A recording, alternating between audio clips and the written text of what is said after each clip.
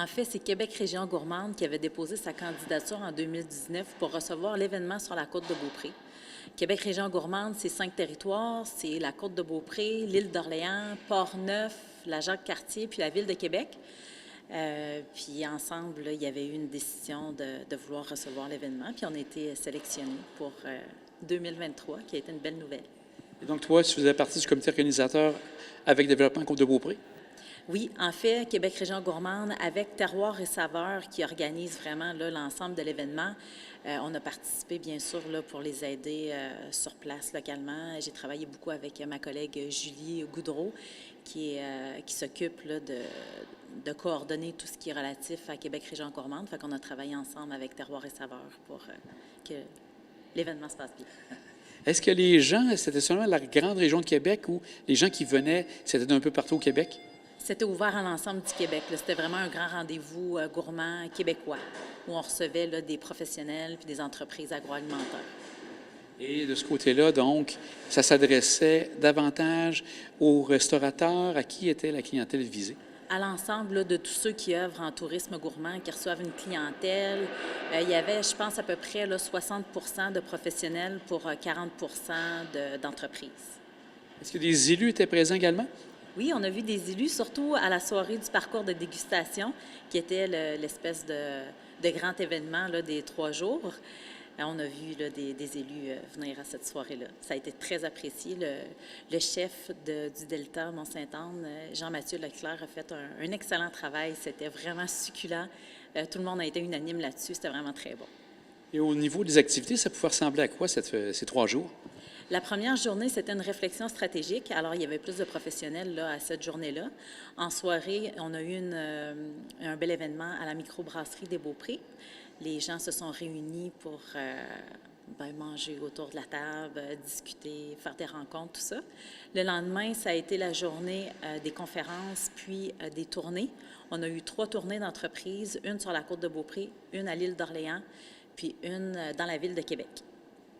C'est combien de personnes qui étaient présentes? Parce que si tu me parles de la microbrasserie, c'est quand même assez grand, mais en même temps, c'est pour avoir 400-500 personnes. On avait une centaine de personnes qui étaient invitées?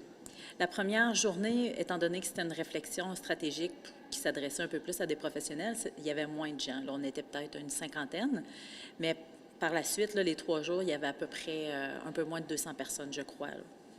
Et comme tu disais, il y a eu une tournée qui s'est faite sur la côte de Beaupré. Donc, les gens ont pu visiter quelques endroits, j'ai bien compris? Oui, on visitait 3 lieux, mais il y avait plusieurs entreprises invitées. On a commencé avec Brasseur des Monts, où David Simard aussi, producteur agricole, est venu sur place nous parler de sa réalité. Ensuite, on s'est déplacé chez Cheval et Campagne à Saint-Féréol-les-Neiges. Et on est revenu là, au vignoble Domaine L'Ange-Gardien, où Québécois étaient sur place aussi pour faire une dégustation.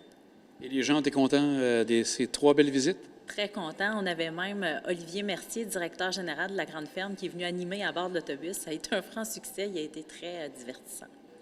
Donc, en gros, un événement. Est-ce que c'est une première que vous aviez ici ou ça avait déjà été fait par le passé?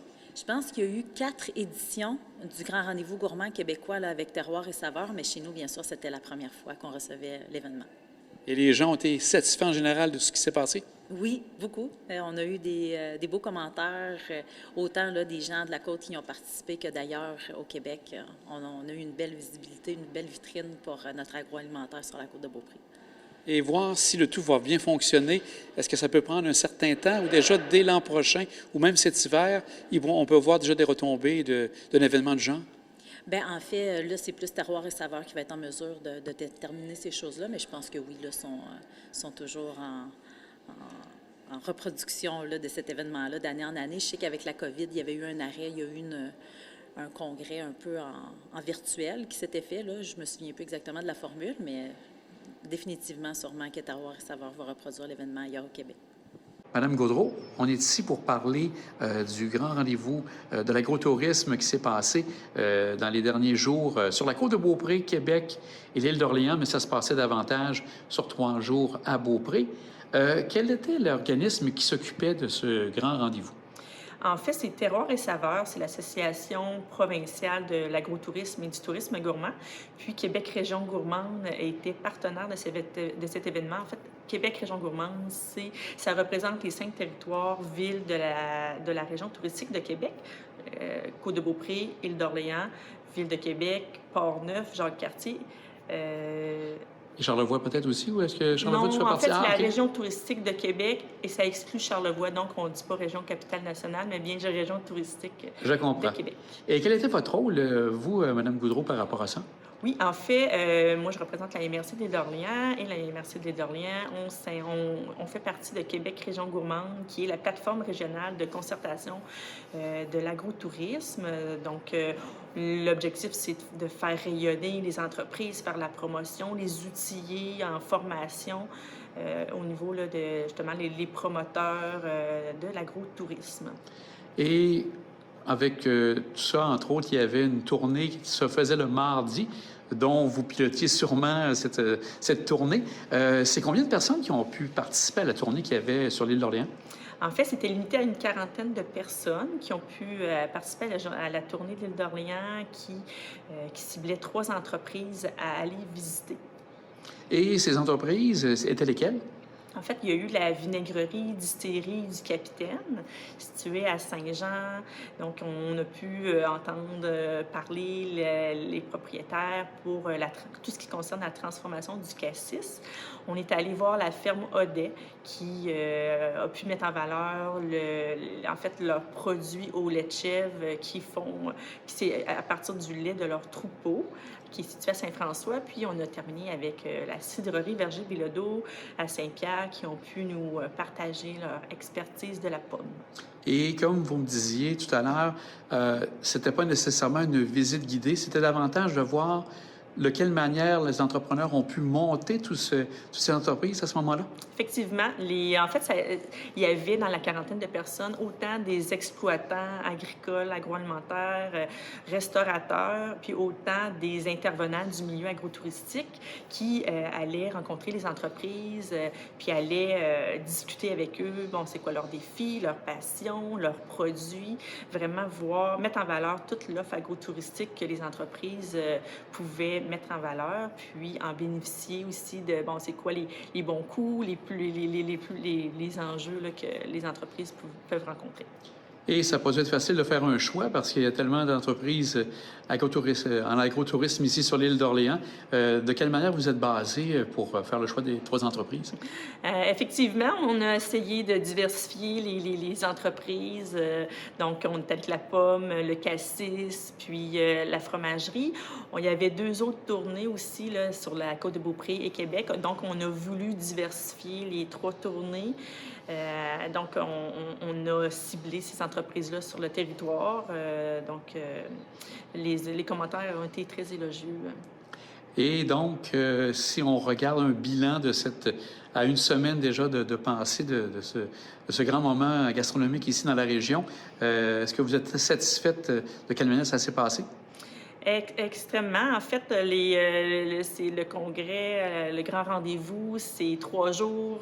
C'était 175 personnes. Puis, il y a eu des personnes de toutes les parties de chacune des régions du Québec qui étaient représentées. Donc, il y a eu des beaux échanges. Puis, les bons mots, entre autres, pour rencontrer les entreprises directement sur place, a vraiment ressorti fort dans les commentaires positifs. Mme Goudreau, on va souhaiter qu'il y en ait un dans les prochaines années parce que c'est pas régulier de ce que j'ai compris. Et un grand merci pour votre disponibilité. Mais ça fait plaisir. Bonne journée. France, on est ici à du Capitaine, ici même dans la distillerie. Nous parlons un peu d'entreprise. Qu'est-ce que vous faites actuellement ici avec la distillerie? La distillerie, bien entendu, on va faire des produits distillés à base de nos fruits. Nous, avant tout, on est producteurs de cassis. On a la ferme, on a la vinaigrerie, puis on a la distillerie.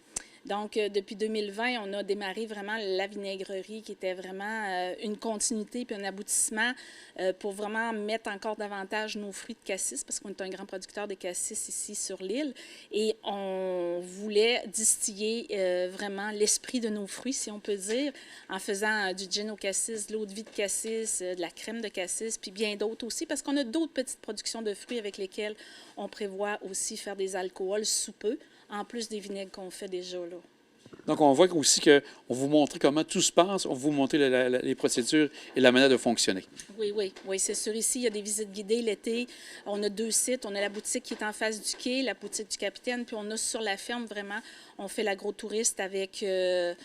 en démontrant vraiment notre procédure, notre façon, notre savoir-faire au niveau du vinaigre, au niveau des alcools maintenant, puis toujours aussi en parlant du cassis, parce qu'il ne faut pas oublier qu'on a une vingtaine de produits de cassis qu'on fait sous forme de coulis, sirop, tartinade et compagnie. Et donc, pour aujourd'hui, avec la tournée des rendez-vous gourmands, c'est la MRC de l'Île d'Orléans qui vous a approché pour que vous fassiez partie de cette tournée? Oui, puis on est très contents. On les attend d'une minute à l'autre, d'ailleurs. On devrait leur présenter beaucoup au niveau de l'entreprise. Qu'est-ce qu'on fait? C'est quoi nos défis? Comment ça fonctionne ici sur l'île? Faire de l'agrotourisme, de l'agroalimentaire, faire aussi de A à Z, parce que c'est bien souvent de la terre au petit pot, en passant par la distribution et tout. Alors, c'est vraiment entre entreprises où on explique, on ouvre notre livre à savoir qu'est-ce qu'on fait, c'est quoi nos défis, c'est quoi nos challenges, pourquoi on a choisi tel type, pourquoi pas tel autre. Alors, de fil en aiguille, on va avoir une rencontre d'1 heure là, avec eux là, pour expliquer ça. On va vous souhaiter bonne chance, puis merci d'avoir pris quelques instants pour nous parler du capitaine. Merci, ça fait plaisir. Vous reviendrez nous voir et visiter. Oui, merci. Merci.